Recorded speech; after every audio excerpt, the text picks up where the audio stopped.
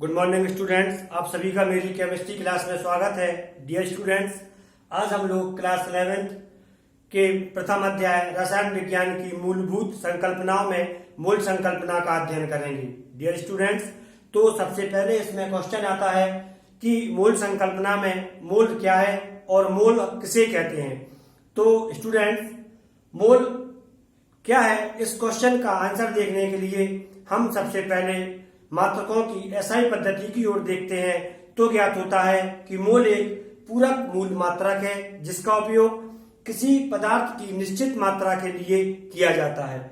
Dear students, अपना question आता है कि हमें इस मात्रक की आवश्यकता क्यों हुई। तो इसका आंसर है कि अवोगाद्रो परिकल्पना के अनुसार समान ताप व समान दाब पर सभी गैसों के समान आयतन में अणुओं की संख्या समान होती है, जो कि काफी अधिक, लगभग 6.023 इंटू 10⁻23 होती है। व्यवहार में इतने अधिक कणों को हम एक साथ नहीं लिख सकते हैं और इतने अधिक कणों को एक साथ लिखने में कठिनाई का अनुभव होता है। अतः इस कठिनाई को दूर करने के लिए हमें एक नए पूरक मूल मात्रक मोल की आवश्यकता हुई। अब पुनः यह क्वेश्चन आता है कि मोल किसे कहते हैं। मोल किसे कहते हैं का अध्ययन करने के लिए हम एक मोल की परिभाषा का अध्ययन करते हैं। एक मोल हम जानते हैं, एक मोल पदार्थ की निश्चित मात्रा के लिए प्रयुक्त किया जाता है, किंतु इस निश्चित मात्रा में पदार्थ के 6.023 इंटू 10⁻23 कण आते हैं, अर्थात पदार्थ की वह मात्रा जिसमें उसके 6.023 गुणित 10⁻23 कण आते हैं, एक मोल कहलाता है। इसी प्रकार मोल की हम दूसरी परिभाषा इन कणों के द्रव्यमान के आधार पर भी दे सकते हैं। किसी पदार्थ के 6.023 इंटू 10⁻23 कणों के द्रव्यमान को एक मोल कहते हैं। एक मोल की तीसरी परिभाषा हम इन कणों के आयतन के आधार पर भी दे सकते हैं, जो कि गैसीय अवस्था में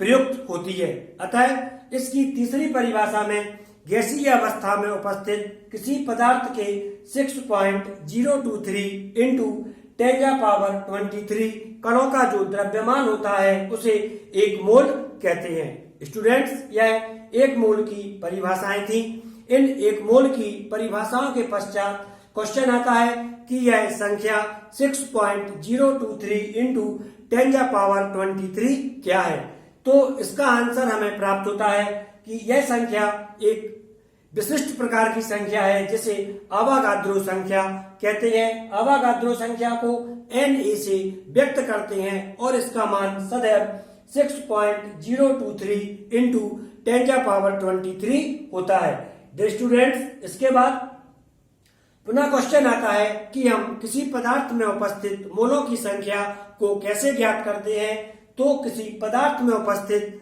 मोलों की संख्या को ज्ञात करने के लिए हम जो पदार्थ की मात्रा दी जाती है उसमें पदार्थ का परमाणु भार या पदार्थ के अणु भार का भाग दे देते हैं। यदि पदार्थ तत्व के रूप में है तब उसके परमाणु भार का भाग देते हैं, और पदार्थ अणु के रूप में है तब उसके अणुभार का भाग देते हैं। स्टूडेंट्स, इसके बाद पुनः क्वेश्चन आता है कि इन मोलों की संख्या को हम व्यक्त कैसे करते हैं। तो जब हम किसी पदार्थ में उपस्थित मोलों की संख्या ज्ञात करते हैं तब इसे हम MOL के द्वारा व्यक्त करते हैं, और जब मोल की हम इंग्लिश लिखते हैं तब इसे MOLE के द्वारा व्यक्त करते हैं। स्टूडेंट्स, मोल संकल्पना में दो महत्वपूर्ण चीजें होती हैं या दो महत्वपूर्ण तथ्य होते हैं। नंबर 1 मोलर द्रव्यमान और नंबर 2 मोलर आयतन। इनका अध्ययन करना मोल संकल्पना में अत्यंत आवश्यक होता है। तो स्टूडेंट्स, इनका अध्ययन हम अभी कुछ समय पश्चात करेंगे। जब तक आप इस पूरे का नोट्स बना लें और इसको एक बार रिवाइज कर लें।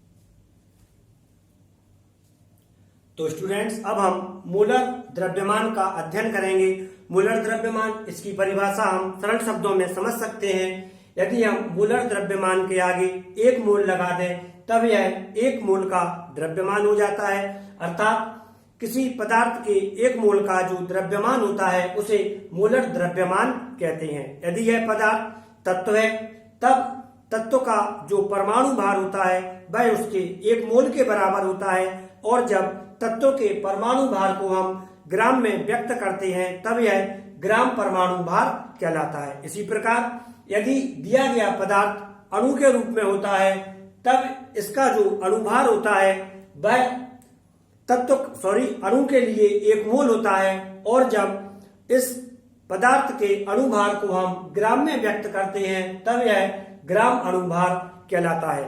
जैसे कॉपर एक तत्व है, इसका परमाणु भार 63 है, और जब इस 63 या 63 को हम ग्राम के रूप में लिख दें अर्थात 63 ग्राम या 63 ग्राम, तब यह कॉपर का ग्राम परमाणु भार कहलाता है। इसी प्रकार हम मोलर आयतन का अध्ययन करेंगे। मोलर आयतन का अध्ययन करने के लिए हम इसके आगे एक लगा देते हैं, तब यह हो जाता है एक मोल का आयतन, अर्थात गैसीय अवस्था में उपस्थित किसी पदार्थ के एक मोल का एसटीपी पर जो आयतन होता है उसे मोलर आयतन कहते हैं।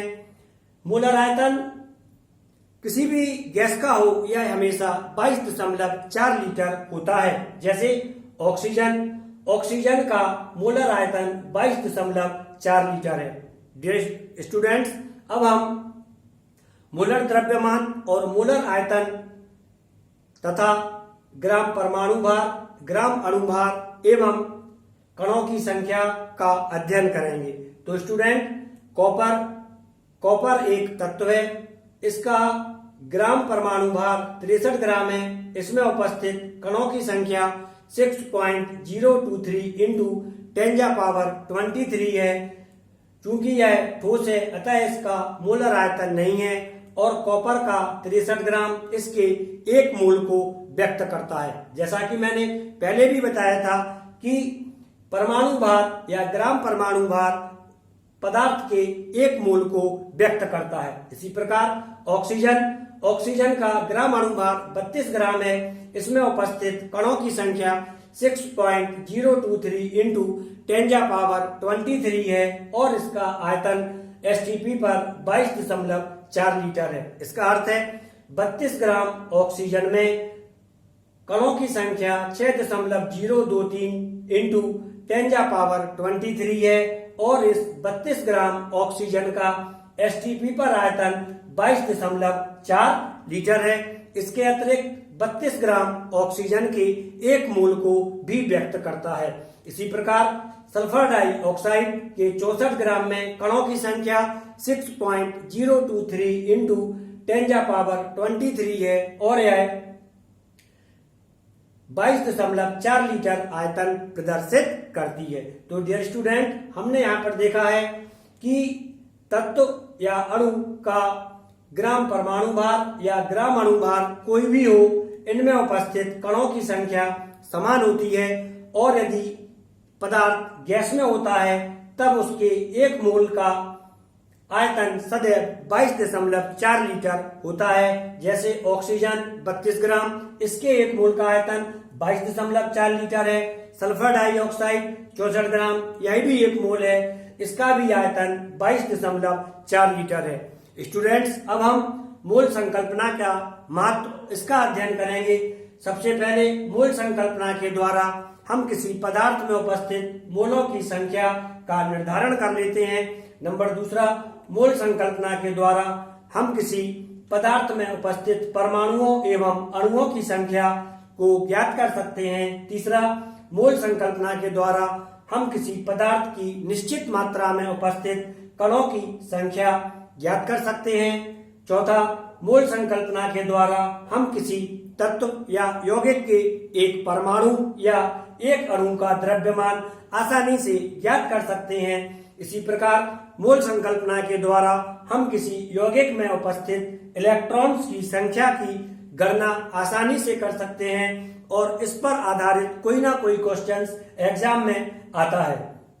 डियर स्टूडेंट्स, मोल संकल्पना के महत्व सभी संख्यात्मक प्रश्नों पर आधारित है।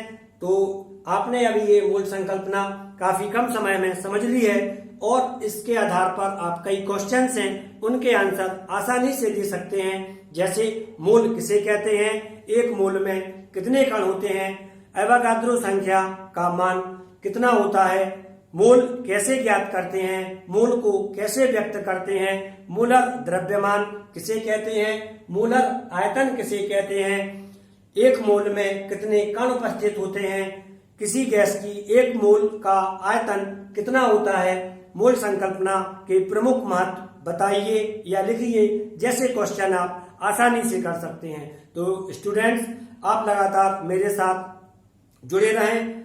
धन्यवाद।